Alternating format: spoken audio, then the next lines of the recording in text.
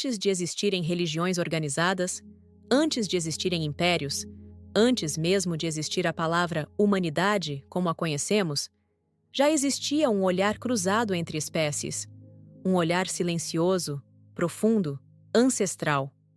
Um olhar que não precisava de tradução, porque muito antes de aprendermos a falar, já sabíamos sentir.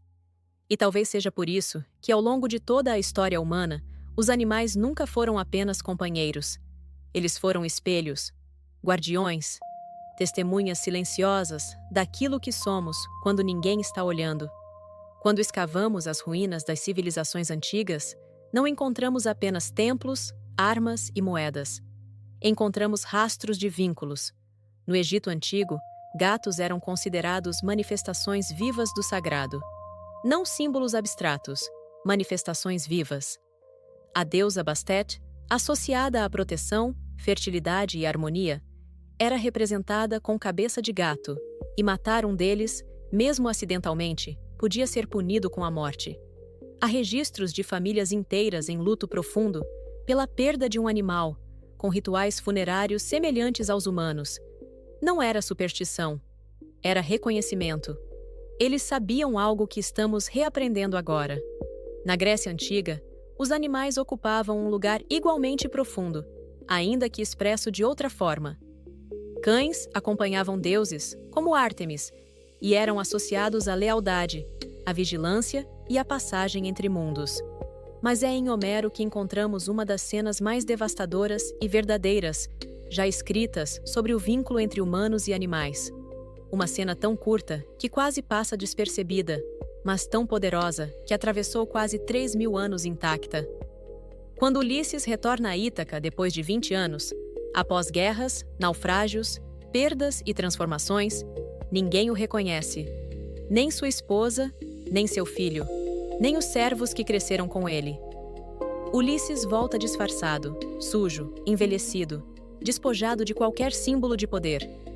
Ele já não é o herói, já não é o rei, já não é nada, aos olhos humanos. Mas Argos, seu velho cachorro, deitado sobre esterco, abandonado, coberto de pulgas, ergue as orelhas.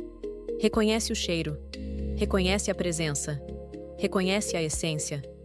Argos é o único que vê Ulisses como ele realmente é. E depois de cumprir sua missão, reconhecer, ele morre. Homero não escreveu isso por acaso. Ele nos entrega ali uma verdade incômoda. A fidelidade mais pura não depende da linguagem, da razão, da memória narrativa ou do status social. Ela nasce do vínculo. Argos reconhece Ulisses não pelo que ele parece, mas pelo que ele é. Antes de qualquer máscara, antes de qualquer papel, antes de qualquer história que o mundo contou sobre ele. E talvez seja por isso que, em Roma, cães também ocupavam um lugar especial. Inscrições funerárias encontradas em lápides romanas falam de animais com palavras que hoje chamaríamos de excessivamente humanas. Companheiro fiel, amigo inseparável, consolo nos dias difíceis. Havia cães de guarda, de caça, de companhia, mas acima de tudo, havia cães de presença. Em um mundo duro, violento e hierárquico, eles eram o afeto que não exigia performance. Mas essa percepção não se perdeu com o tempo.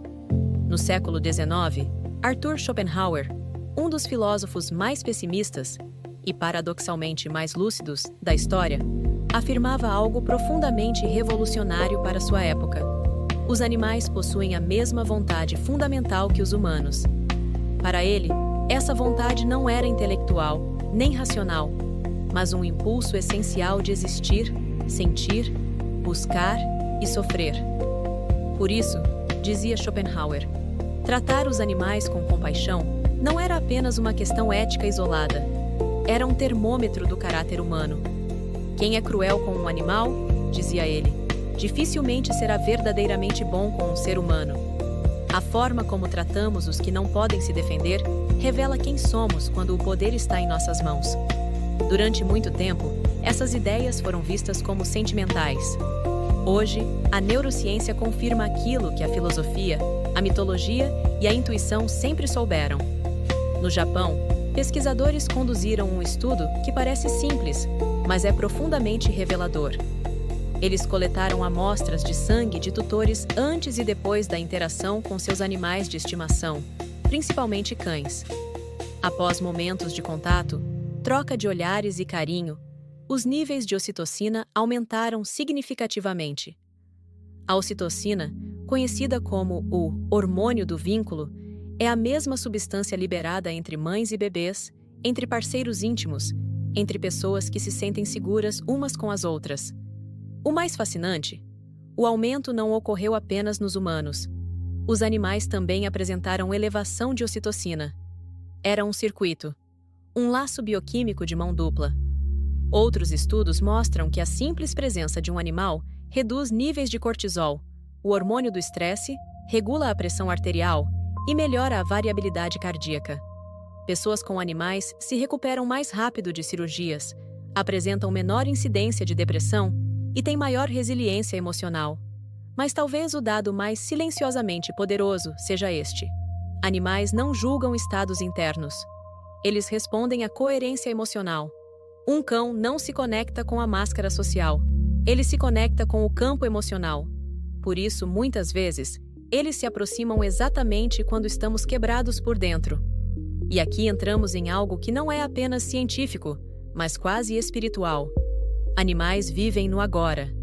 Não carregam narrativas longas sobre o passado, nem ansiedade estruturada sobre o futuro. Quando estão com você, estão inteiros. Essa presença total cria algo raro no mundo moderno: um espaço de regulação emocional profunda. Ao tocar um animal, seu sistema nervoso entende que é seguro relaxar, que não há ameaça imediata, que você pode baixar as defesas.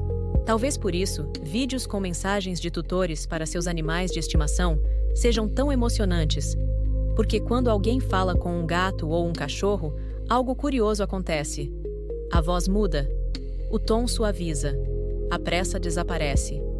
As palavras deixam de ser estratégia e viram confissão. As pessoas dizem coisas que não dizem nem a outros humanos. Pedem perdão, agradecem. Reconhecem que foram salvas em momentos em que ninguém mais percebeu. Animais testemunham nossas versões mais cruas. Eles nos veem quando falhamos, quando adoecemos, quando choramos sozinhos. Não pedem explicações. Não exigem coerência.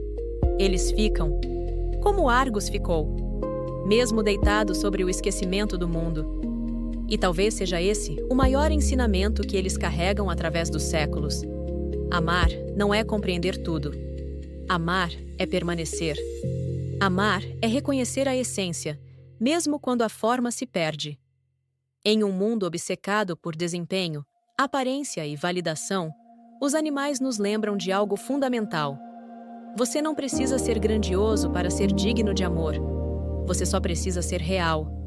E quando um animal nos olha, de verdade, talvez esteja acontecendo algo ainda mais antigo do que a história, mais profundo do que a ciência consegue medir.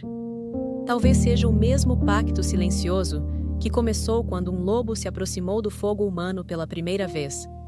Um acordo sem palavras, um reconhecimento mútuo.